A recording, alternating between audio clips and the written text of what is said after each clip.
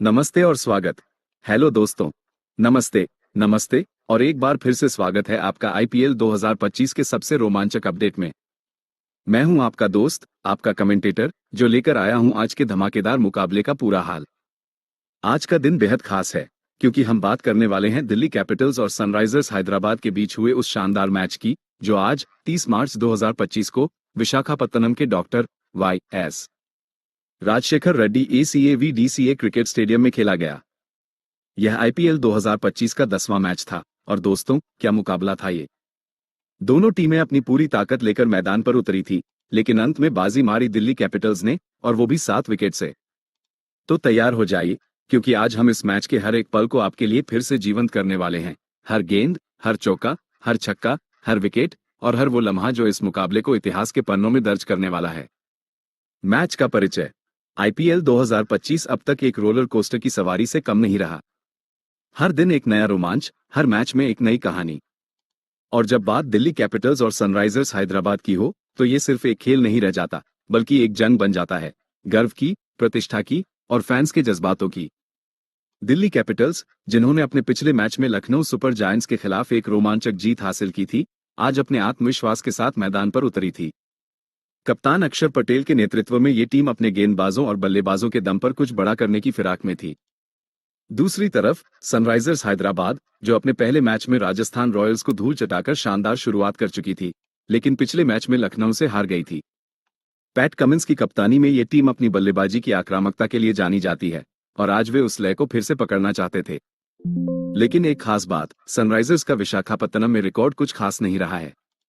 क्या आज वे इस मैदान पर अपनी किस्मत बदल पाएंगे, या दिल्ली अपनी जीत का सिलसिला जारी रखेगी? चलिए इस सवाल का जवाब ढूंढते हैं। टॉस और शुरुआत। मैच की शुरुआत हुई टॉस से। विशाखापत्तनम का ये स्टेडियम आज दोपहर के उजाले में चमक रहा था। भीड़ का शोर आसमान छू रहा था।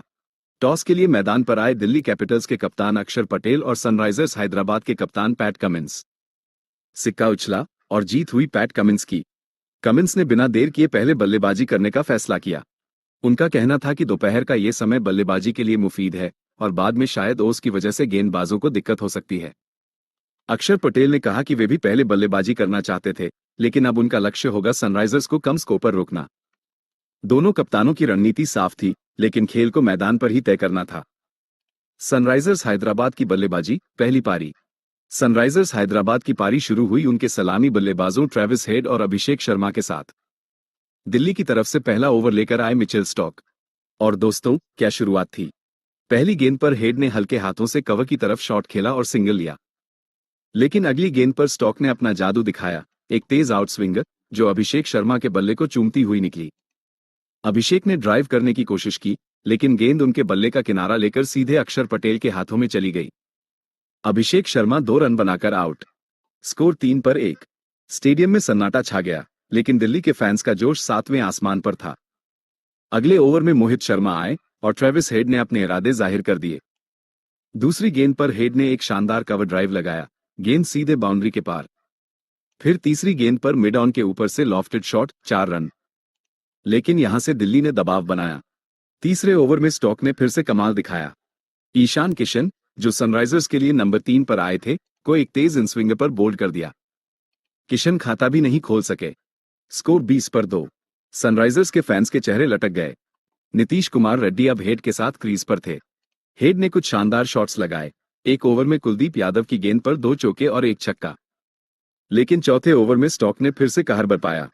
रेड्डी को एक धीमी गेंद पर चकमा दिया और गेंद उनके बल्ले का किनारा लेकर ट्रिस्टन स्टब्स के हाथों में चली गई। रेड्डी 0 पर आउट। स्कोर 37 पर 3। सनराइजर्स की शुरुआत पूरी तरह बिखर चुकी थी।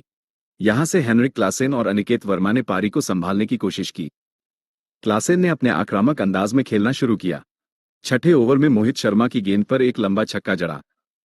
अनिकेत वर्मा, जो इस सीजन में सनराइजर्स के लिए एक नया चेहरा है, ने भी हिम्मत दिखाई। 7वें ओवर में कुलदीप यादव की गेंद पर एक शानदार कवर ड्राइव लगाया, 4 रन। दोनों ने मिलकर 77 रनों की साझेदारी की, जो सनराइजर्स के लिए इस पारी का सबसे बड़ा स्टैंड साबित हुई।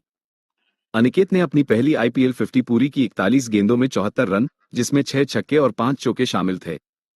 क्लासेन ने 32 रन बनाए। लेकिन यहां से दिल्ली ने फिर से वापसी की। 11वें ओवर में मोहित शर्मा ने क्लासेन को आउट किया। एक शानदार कैच विपृज निगम ने लपका। स्कोर 115 पर 5। इसके बाद कुलदीप यादव ने अपनी फिरकी का जादू दिखाया। 12वें ओवर में अभिनव मनोहर को फाफ डुप्लेसी के हाथों कैच आउट करवाया। स्कोर 119 पर 6। फिर 14वें ओवर में पैट कमिंस को जैक फ्रेजर मैकगक ने कैच किया। कमिंस सिर्फ 2 रन बनाकर आउट। स्कोर 123 पर 7। अनिकेत वर्मा अब तक सनराइजर्स की सबसे बड़ी उम्मीद थे। 15वें ओवर में उन्होंने अक्षर पटेल की गेंद पर एक चौका और 2 छक्के जड़े 17 रन आए।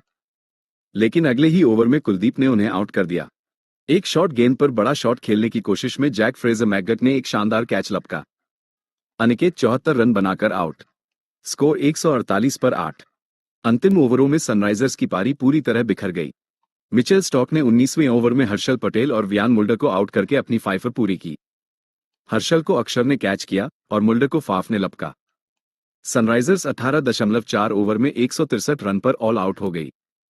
स्टॉक ने 5/35 का शानदार प्रदर्शन किया, जबकि कुलदीप ने 3 विकेट लिए। ये स्कोर इस पिच पर कम था और दिल्ली के पास इसे चेज करने का पूरा मौका था। दिल्ली कैपिटल्स की बल्लेबाजी, दूसरी पारी।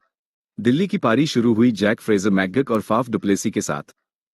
सनराइजर्स की तरफ से पहला ओवर लेकर आए मोहम्मद शमी। और क्या शुरुआत थी। पहली गेंद पर फाफ ने शमी को डीप स्क्वायर लेग के ऊपर से छक्का जड़ा। दूसरी गेंद पर चौका। तीसरी गेंद पर लेग बाई से 4 रन। पहले ओवर में 15 रन आए। फाफ ने अपने इरादे साफ कर दिए थे। दूसरे ओवर में जीशान अंसारी आए। जैक थोड़ा संघर्ष करते दिखे, लेकिन फाफ ने कोई मौका नहीं छोड़ा। तीसरे ओवर में फाफ ने हर्षल पटेल की गेंद पर 2 चौके और एक छक्का जड़ा। पावरप्ले के अंदर दिल्ली ने 52 रन बना लिए बिना कोई विकेट खोए। फाफ ने 26 गेंदों में अपनी 50 पूरी की। स्कोर 74 पर 0 था। सनराइजर्स के लिए मुश्किलें बढ़ रही थी, लेकिन यहां से जीशान अंसारी ने सनराइजर्स को खेल में वापस लाने की कोशिश की। 7वें ओवर में उन्होंने जैक फ्रेजर मैकगक को आउट किया। जैक 22 रन बनाकर बोल्ड हुए। स्कोर 66 पर 1।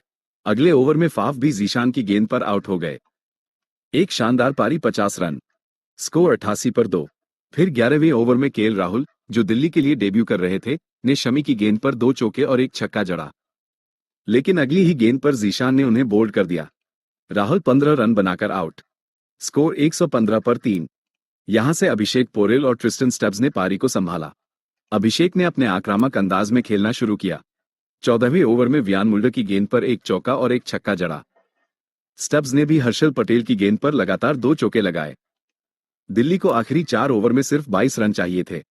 सनराइजर्स के लिए अब कोई उम्मीद नहीं बची थी। 16वें ओवर में अभिषेक पोरेल ने मुल्डर की गेंद पर एक शानदार छक्का जड़कर मैच खत्म कर दिया। दिल्ली ने 16 ओवर में 166/3 बनाकर 7 विकेट से जीत हासिल की। अभिषेक 27 और स्टब्स 12 रन पर नाबाद रहे।